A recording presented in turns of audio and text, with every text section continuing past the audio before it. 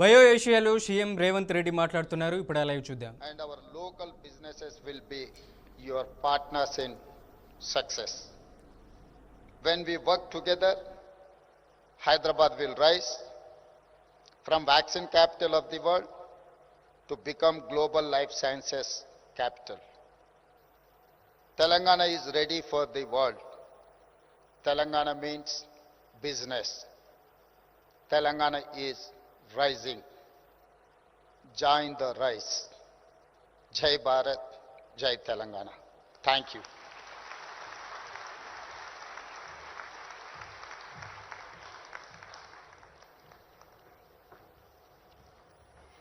Thank you very much, sir, for your inspiring words. And as Telangana is ready for the world, right? So, ladies and gentlemen, before we conclude this inaugural ceremony, I would humbly request all our dignitaries to rise up. Let us capture this moment as we are here concluding the inaugural ceremony of BioAsia 2026. Ladies and gentlemen, we would like to take a moment here to express our heartfelt gratitude to all our dignitaries. Our Chief Minister, Sir Revanth Reddy Garu, thank you so much for your precious time.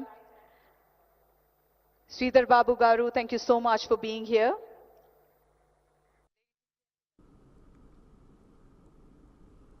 నేటి నుంచి 2 రోజుల పాటు విశాఖలో పవన్ కళ్యాణ్ పర్యటించనున్నారు. అధికారిక కార్యక్రమాల నేపథ్యంలో ఆయన షెడ్యూల్ ఖరారైంది. రాష్ట్రపతి విశాఖకు రానున్న సందర్భంగా స్వాగత కార్యక్రమాలు పవన్ పాల్గొంటారు. భద్రతా ఏర్పాట్లపై ఇప్పటికే అధికారులు సమీక్ష పూర్తి చేశారు. రేపు జరిగే ఐఎఫ్ఆర్ కార్యక్రమంలో పవన్ కళ్యాణ్ ప్రత్యేక అతిథిగా హాజరు కానున్నారు. సముద్ర తీరంలో నిర్వహించనున్న ఈ కార్యక్రమానికి భారీ స్థాయిలో ఏర్పాట్లు చేస్తున్నారు. నౌకాదళ విన్యాసాలు, సాంస్కృతిక కార్యక్రమాలు ప్రధాన ఆకర్షణగా నిలవనున్నాయి. పర్యటన సందర్భంగా అభివృద్ధి కార్యక్రమాలపై కూడా పవన్ అధికారులతో చర్చించే అవకాశం ఉన్నట్లు సమాచారం. విశాఖపట్నంలో పోలీసుల భద్రత కట్టుదిట్టం చేశారు. ప్రముఖులు హాజరు కానున్న నేపథ్యంలో ట్రాఫిక్ ఆంక్షలు అమలు చేయనున్నట్లు అధికారులు తెలిపారు.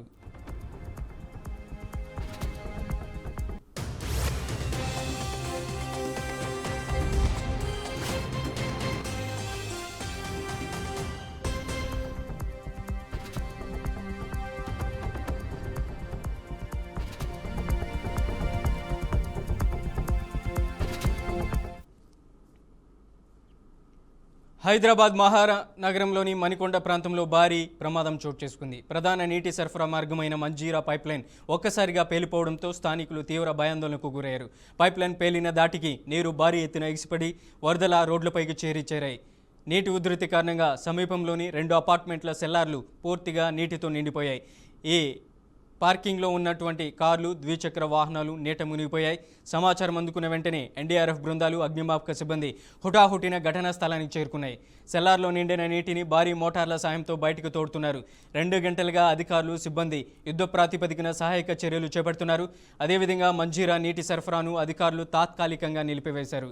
అకస్మాత్తుగా జరిగిన ఈ ప్రమాదంతో అపార్ట్మెంట్ వాసులు తీవ్ర ఇబ్బందులు పడుతున్నారు.